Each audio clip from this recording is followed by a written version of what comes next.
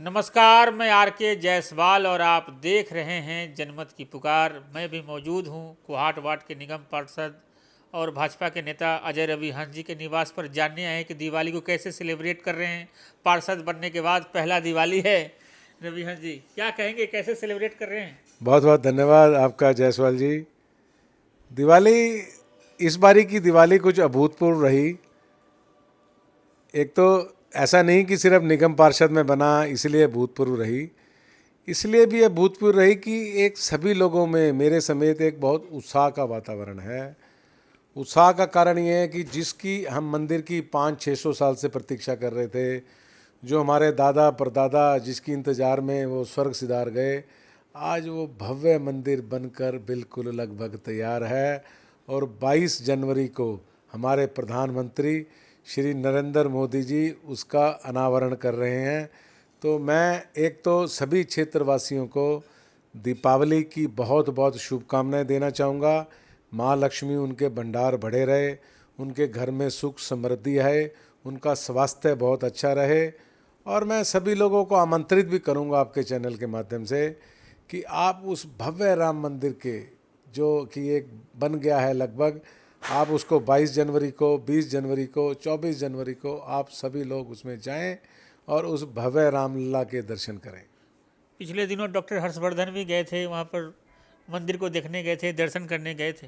हाँ बिल्कुल, मैं हमारे सांसद डॉक्टर हर्षवर्धन जी तो बहुत ही इस बारे में बहुत उत्सुक भी थे। वो पीछे चले भी गए और उन्होंने ही हमें कहा कि आप सभी पार्षदगण जब भी जो सामर्थ्यवान हैं वो बसें लेके जाएं, ऐसे लोग जो थोड़े से साधनविहीन हैं।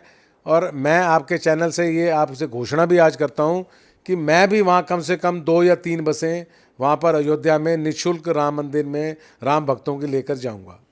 रवियन जी, दिवाली मन रही है, लोग इस बार पटाखे भी नहीं छोड़ रहे हैं, फिर भी सांस लेना दूभर हो गया है हम दिल्ली वालों को। कैसे देखते हैं?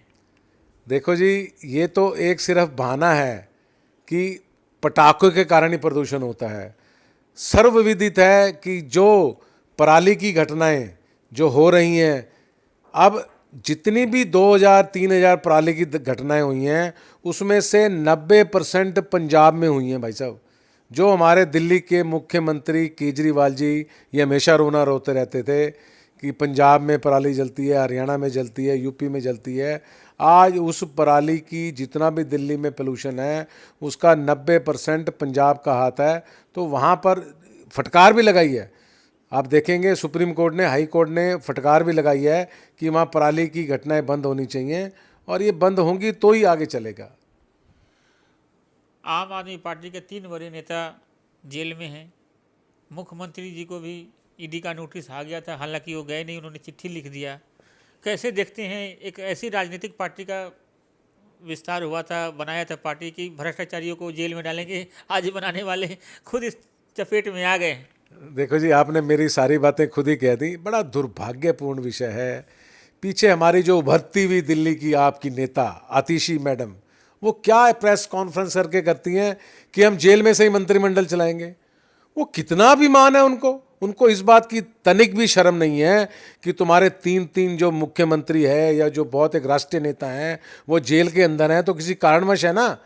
वो बड़े अभिमान के साथ कहती हैं जी हमारे मुख्यमंत्री भी, केजरीवाल जी भी अंदर जाएंगे तो हम वहाँ पर जेल से ही मंत्रिमंडल चलाएंगे। बड़ा दुर्भाग्यपूर्ण, बड़ा एक चिंता का विषय है कि ऐसी पार्टी की सरकार बन गई है। और दिल्ली की जनता बहुत समझदार है। केजरीवाल की सरकार को मैं आपको आपके चैनल के माध्यम से जायसवाल जी आज ये घोषणा कर रहा हूँ, वो सांसद में तो कहीं टिकते ही नहीं है। और दिल्ली में भी इस बारी बहुत तकड़ी मुंह की खाएंगे। भारतीय जनता पार्टी की सरकार निश्चित रूप से 2025 में आने वाली है।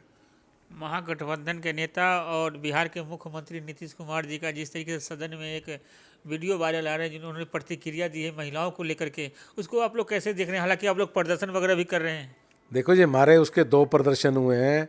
मेरे को तो जायसवाल जी वो शब्द जीभा पे लाते हुए भी शर्म आती है जो उन्होंने शब्द एक चीफ मिनिस्टर होते हुए विधानसभा में कहे।